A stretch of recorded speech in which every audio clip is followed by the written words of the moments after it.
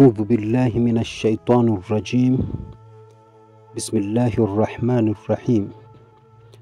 الحمد لله رب العالمين يا رب، والصلاة والسلام على أشرف الأنبياء والمرسلين. أما بعد ya kumshukuru Allah jalla fi ula na kumtakia rehma kipenzi wa umma Mtume Muhammad sallallahu alayhi wasallam.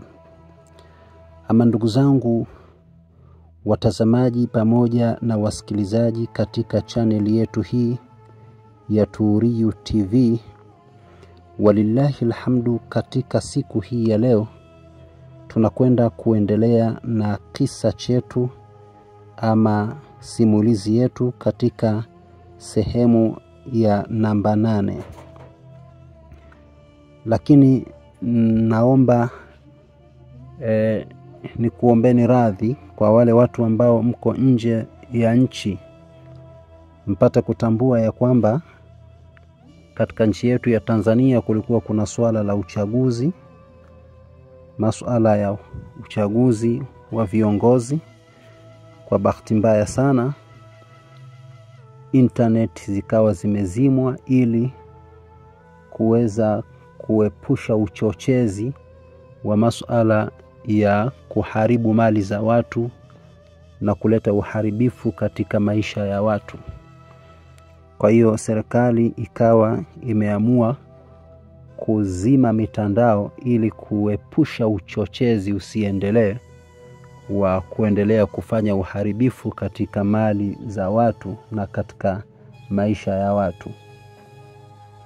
Hivyo ni masiku kadhaa ambayo hatukuweza kuleta video yoyote humu, na sio sisi tu bali ni channel nyingi sana ambazo hazijaweza kurusha video zozote kwa hizi channel ambazo ziko nchini Tanzania.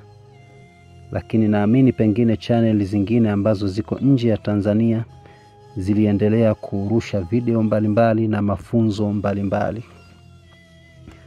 Walillahi alhamdu. Hebu moja kwa moja sasa tuende tukaendelee na sehemu yetu ya 8 katika kisa cha binti mrembo anayezidi kuwatesa wachawi katika mitaa.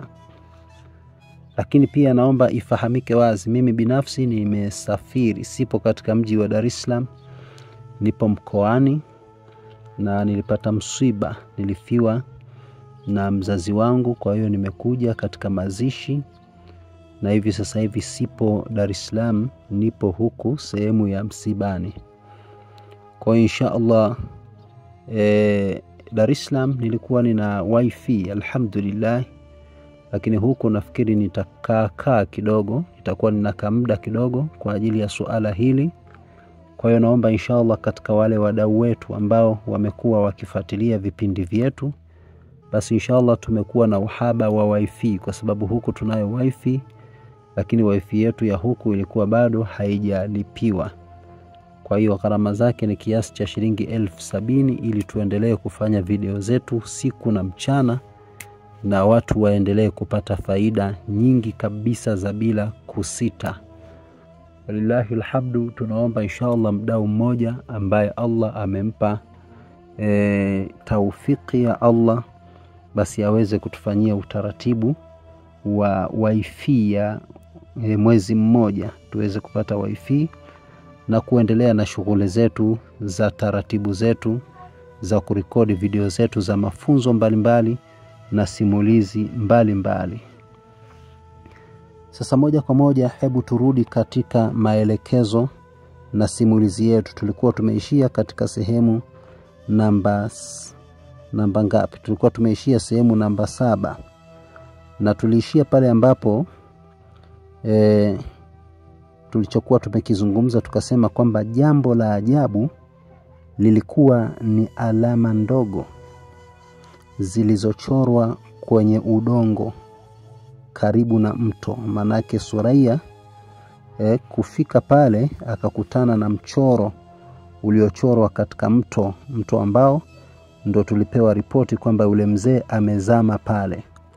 Kwa wewe ambaye ndio kwanza unaanza na story yetu hii, hautaweza kuielewa isipokuwa ukaanze sehemu ya kwanza, ya pili mpaka kufikia sehemu hii. Hapa ndipo utaweza kutuelewa vizuri zaidi. Thuraiya aliona michoro iliyochorwa katika udongo karibu na mto, na zilionekana ni kama vile michoro ya duara na alama pamoja na nyota. Na wale waliokuwa pale waliziona kama vile michezo ya watoto tu.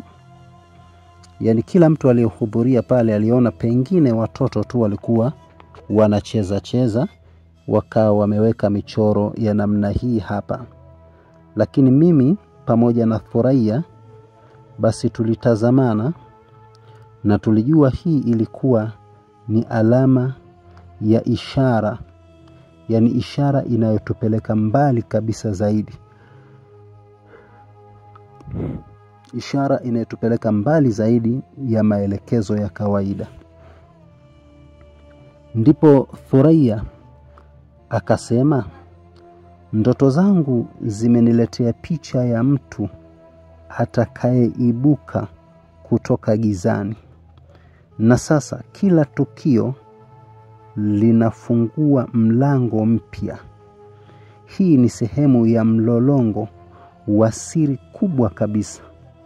Na mzee huyu ndiye funguo ya kuielewa ndoto zangu, ama kuzielewa ndoto zangu. Maneno haya anasema Thuraiya. Kumbuka wakati huo tulipewa ripoti kwamba kuna mzee kapotea, na kufuatilia ni kwamba kapotelea katika maji, lakini katika maji hayo pembeni yake ndo tunakuta hiyo michoro. Hiyo ilikuwa ni sehemu nambari 7. Sasa twende katika sehemu nambari 8. Ni kwamba Thuraiya alipolala usiku. Thuraiya alipolala ule usiku aliota ndoto, lakini haikuwa ndoto ya kawaida, bali ilikuwa ni kama roho yake imeondolewa. Kadhalika macho yakabaki wazi, huku mwili ukiwa umetulia. Ndoto hii ilimtesa sana kwa sababu ilikuwa ndefu na kila sehemu yake ilikuwa na hofu isiyovumilika. Yani ndoto hii ilikuwa kila sehemu katika ndoto hii kulikuwa kunatia wasiwasi na hofu na uoga. Basi alijikuta katikati ya uwanja mpana wenye anga jeusi. Ndani ya ndoto hivyo Thuraiya amejikuta katikati ya uwanja mpana wenye anga jeusi, anga ambalo lisilo na mwezi wala nyota kutokea mbali. Basi aliona msururu mrefu wa watu ukija kuelekea kwake. Mbele yao hao watu aliongoza bibi mzee. Mzee aliyekuwa amevaa kaniki nzito tena nyeusi chini ya kuanzia kiunoni kwa chini. Lakini juu kuanzia kiunoni kupanda juu alikuwa akifunika mwili wake kwa shuka yenye mistari miekundu, na uso wake ulikuwa umefunikwa, ila macho yake mawili yalikuwa yanawaka kama makaa ya moto. Nyuma yake walifuatana makundi ya ajabu kabisa, na wengine walipanda fisi, tena fisi wakubwa wenye meno yaliyong'aa, na fisi hawa wakitoa milio ya kutisha kabisa kabisa. Wengine walikuwa juu ya nyoka, yani wamepanda nyoka wakubwa waliotambaa kama farasi, vichwa vyao vikivuma angani. Na kadhalika wengine walipanda punda wenye macho ya ajabu, wakicheka kwa sauti nyembamba kabisa iliyopenya kama misumeno. Yani punda wanacheka sauti za ajabu kama misumeno. Kundi kubwa lilikuwa likipiga ngoma, haswa katika ngoma za kichawi, na mapigo yake yalitikisa ardhi kana kwamba dunia inapasuka. Wanawake wengi walikuwa wameshika vipande vya nyama mbichi, wakila bila wasiwasi, na macho ya Thuraiya yalipozama ndani yao, basi aligundua kuwa ilikuwa ni nyama ya watoto wachanga. Hiyo ndio walikuwa wakila hawa watu. Lakini kadhalika walikuwa zaidi ya 100 wakitembea bila sauti ya miguu yao, kama vivuli vinavyoelea. Thuraiya akasikia baridi kali ikipenya mifupani mwake. Walipofika mbele yake, bibi yule akasema kwa sauti, tena sauti nzito kabisa kama ya radi, akisema, Thuraiya, umefungua mlango wa siri bila ruhusa. Jiunge nasi, tutakupa umalkia.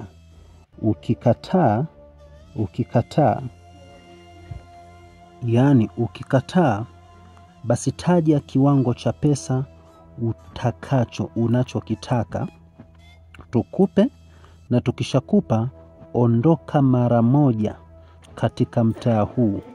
Ukigoma kuondoka, basi vita itaanza.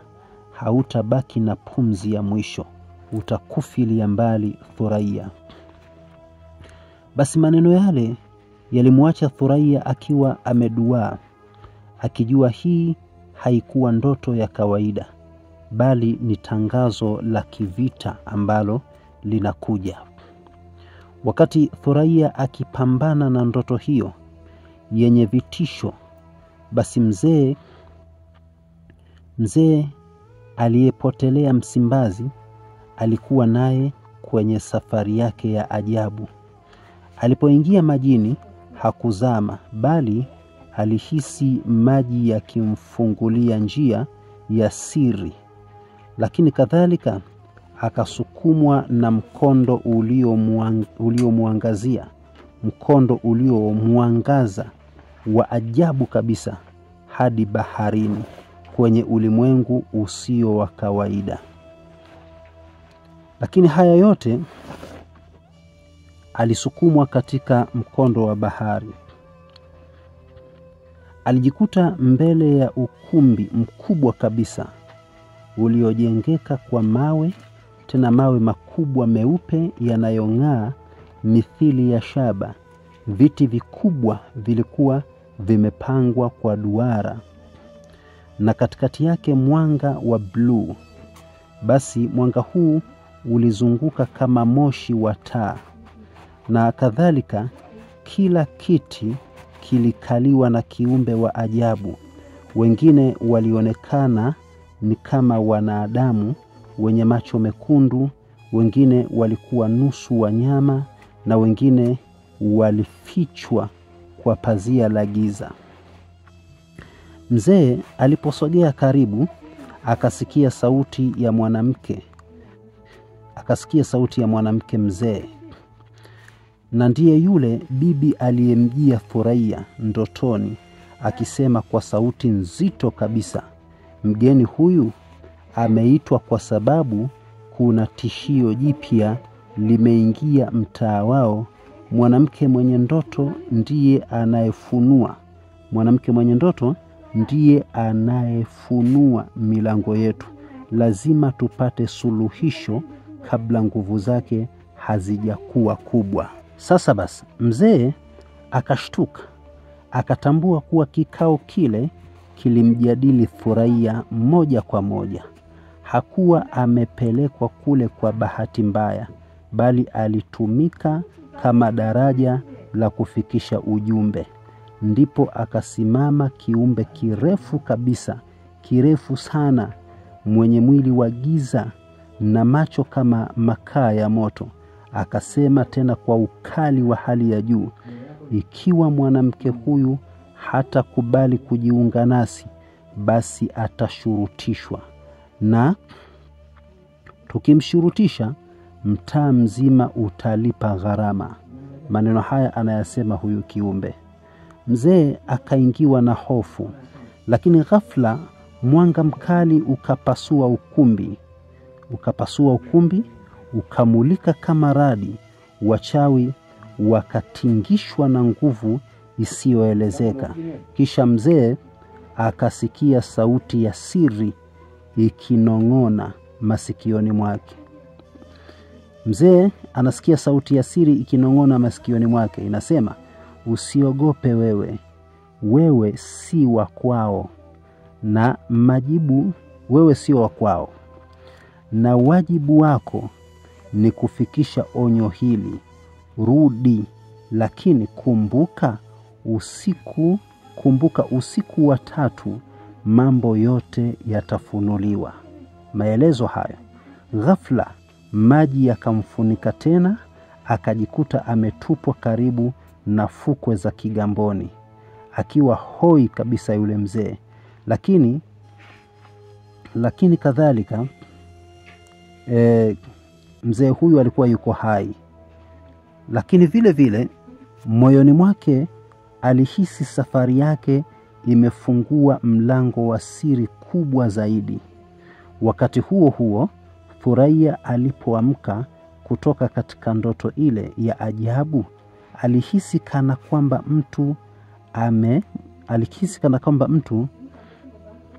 amemwekea mkono katika moto, yani mkono wa moto katika bega lake. Aliposogea kwenye kioo cha dirisha, aliona alama ndogo ya duara, na alama yenyewe yenye nyota 3, tena sawa kabisa na zile zilizokutwa karibu na viatu vya mzee kule bondeni. Basi mzee huyu aligundua pale bondeni. Kadhalika sasa binti huyu aligundua, basi kumbe ndoto ile matukio ya mzee ni sura 2 za simulizi. Moja kubwa, tena simulizi kali kabisa, kubwa na nzito. Na sasa vita ya siri ilikuwa inaanza kuingia wazi wazi. Yani aligundua kuwa ndoto ile aliyoiota Thuraiya ni ndoto ya matukio ya mzee, na ni ndoto ya matukio ya mzee. Kadhalika kuweza kufahamu ya kwamba ni sura 2 za simulizi moja kubwa sana. Na sasa vita ya siri ilikuwa inaanza kuingia wazi wazi. Sasa vita ya siri inaanza kuingia baina ya Thuraiya pamoja na wachawi. Vita ya siri inakwenda kuanza. Je, vita hii ikoje na itapiganwa vipi, na nini kitachotokea katika hii vita? Thuraiya atawaweza wachawi akiwa yeye ni binti mdogo peke yake, au wachawi watamshinda Thuraiya na kuweza kumzidi nguvu na kumteketeza? Inshallah utaweza kufuatilia katika sehemu yetu nambari 9, na walillahi alhamdu tuweze kuendelea kufuatilia katika channel hii. Usisahau kusubscribe, kucomment na kushare na kulike, ili mradi uweze kujifunza mambo mengi ambayo tumekuwa tukiyafunza humu katika channel yetu biidhnillahi alkarim. Nikumbushe kwamba tusisahau kuwa tuna upungufu wa wifi yetu mpaka sasa. Hatuna wifi, kwa hiyo tunakukumbusheni nyinyi ambao ni wadau wetu, msiache kutuletea wifi kwa yule ambaye Allah amemruzuku na kusema kwamba sasa anarejea na kuweza kutufanyia jambo hili. Basi inshallah, ili mradi video zetu ziweze kuendelea na ziweze kuendelea kufanyika, ni lazima chombo hichi kiweze kufanya kazi. Wal afwa minkum, wassalamu alaikum wa rahmatullahi wa barakatuhu.